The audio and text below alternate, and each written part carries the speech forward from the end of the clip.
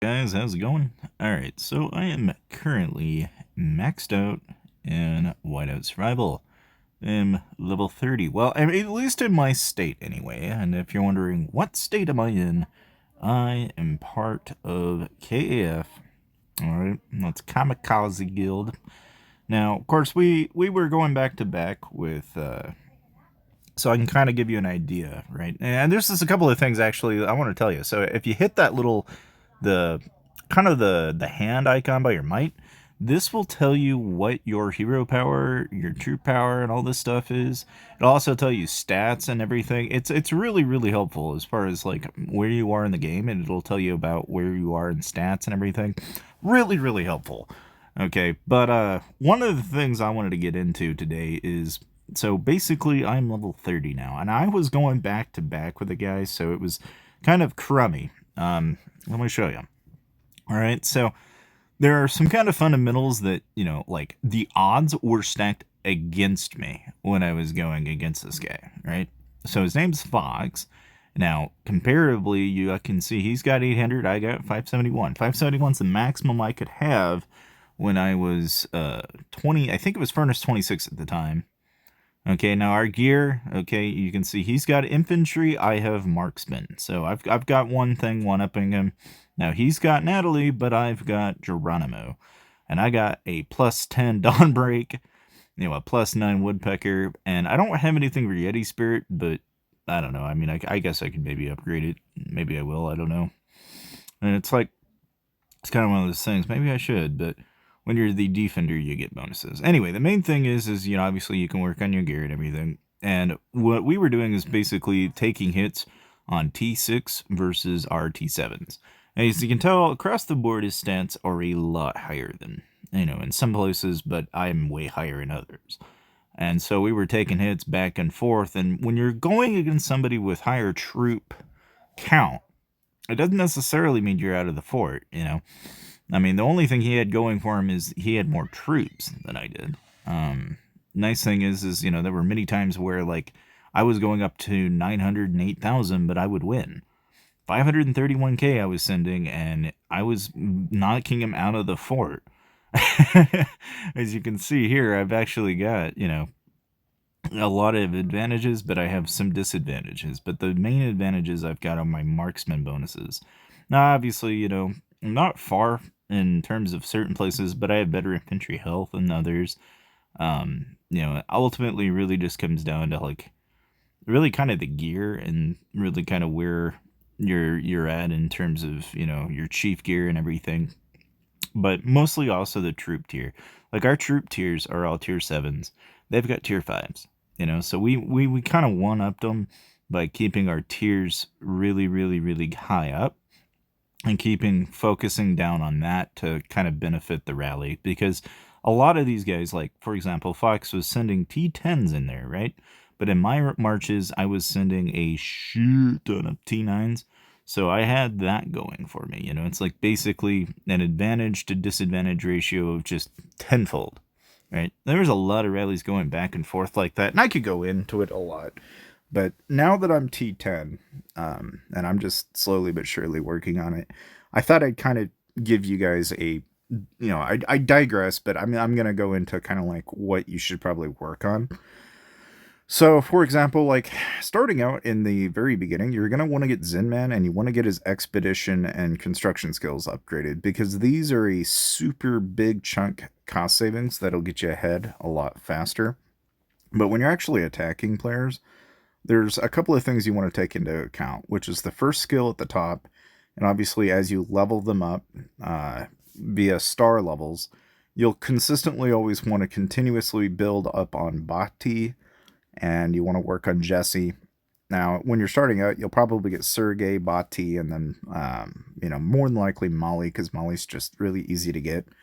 And you're really going to want to focus down on increasing their skill levels as much as you can, because ultimately, like with things like Ice Dominion, where you're increasing the damage dealt by 50% and it's all troop stats, these are things that are really helpful when you're joining rallies or if you're sending rallies. Like, it's just stupid how easy it is to do damage that way. Obviously, in exploration, that's going to help you in arena.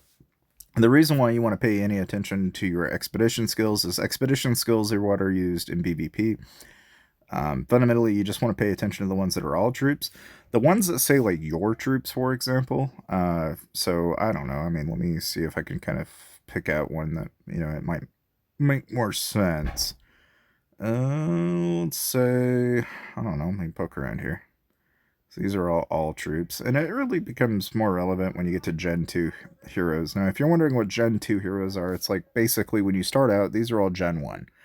And then 40 days or so from the beginning of when you start playing, however old your state is, roughly around 40 days, you'll get Gen 2 heroes. And then, 40 days that, 40 to 80 days, it's eventually you get Gen 3, and then after Gen 3, you get Gen 4, and so on and so forth, right?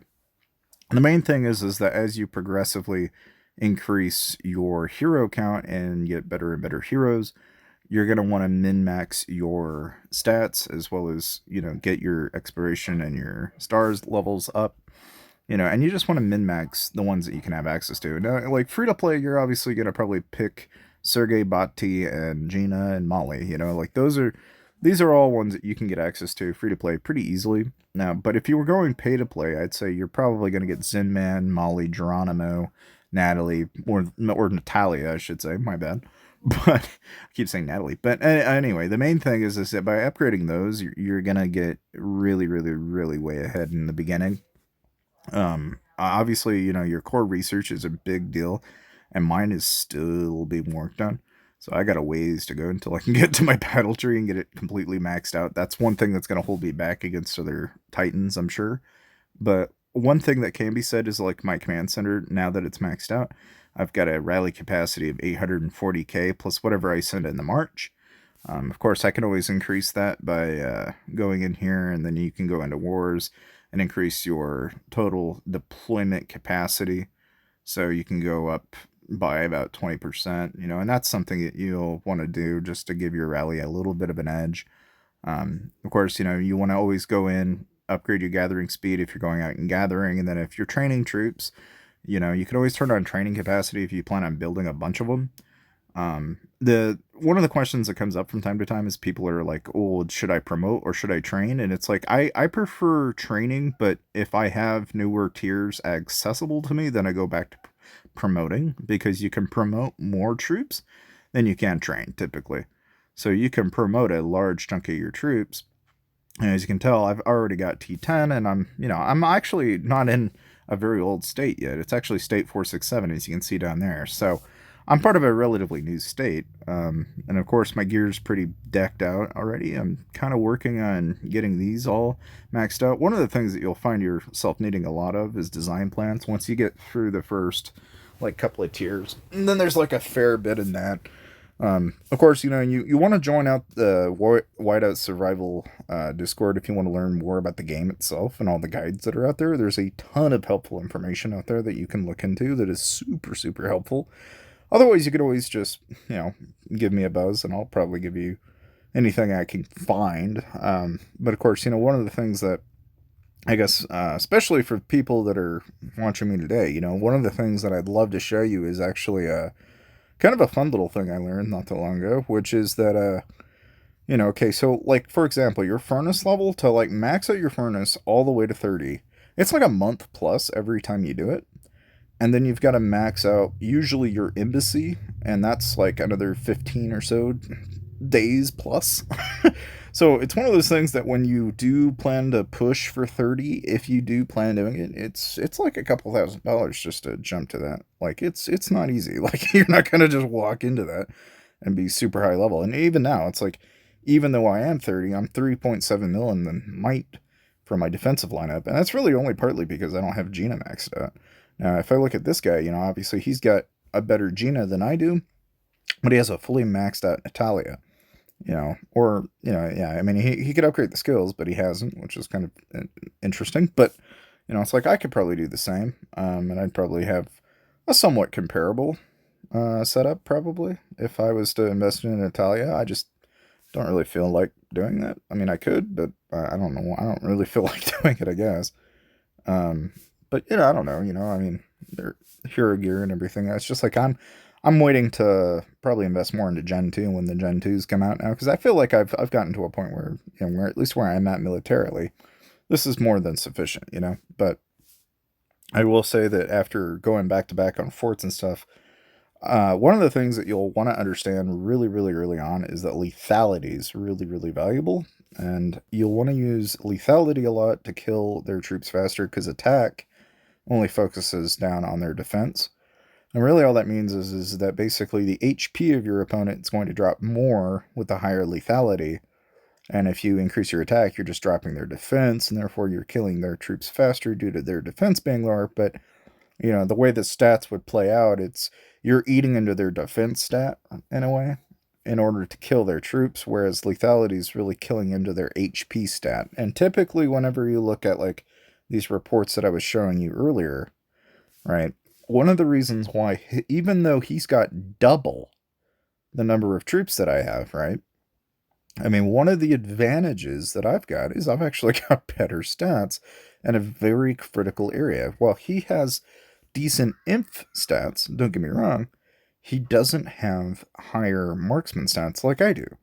And those marksman stats are pretty darn powerful in this case. Obviously, I have a higher tier on him too, but the lethality rate that I have is 283 on my marksmans.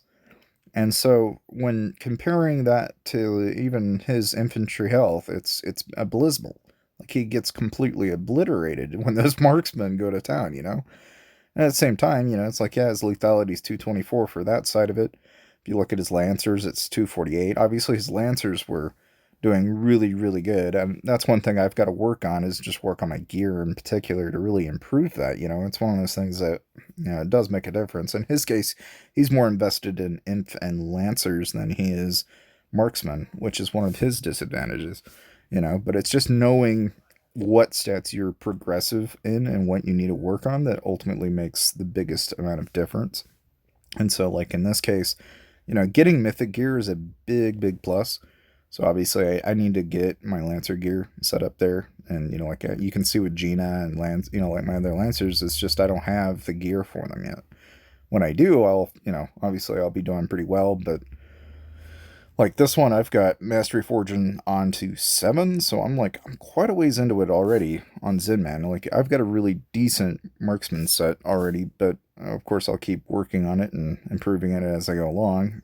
One thing you always want to make sure you do though is you want to make sure you're doing your intel missions because your intel missions are a huge benefit. You'd be silly not to do them. So the skulls are the ones that you gotta like, and I always equalize when I do it because I don't like to fill up a full march. If when I'm using these, I just go off of, am I gonna prevail? Okay, good. And then I'll send it. That way I've always got troops to send. One of the few things that whenever I was doing intel missions, I'm like, why don't I have enough troops? I gotta produce more. It's like, no, no, no. You're overdoing it. You just need to equalize. But as you can see now, even now I'm out of stamina, so I'm also getting limited by that. But ultimately, I hope that kind of gives you an idea of like kind of how the game works. I will mention that whenever you're joining rallies, one of the things that a lot of people were doing wrong is you want to send the best troops that you have tier wise, and then you also want to kind of think in terms of what the rally lead has. So, like for example, if the rally lead you're joining has Molly, Geronimo, and Zinman, right? I mean, yeah, you can send in Molly and you'll get the first skill brought over, but you kind of want to min max on what it is that you might find beneficial in the squad, which that might be getting, Bati's skills in, it might be going in and getting Patrick's skills in, because again, those skills are going to help keep those troops alive, and those are things that only the captain skill from the heroes that you send are going to get pulled over. And again, there's more guides and information that you can find in the Discord on Whiteout Survival. You just go to community guides on the bottom left, and you'll save a ton of time. I really highly recommend it. Thank you guys for watching, though. Make sure to leave a like and subscribe, and I'll see ya.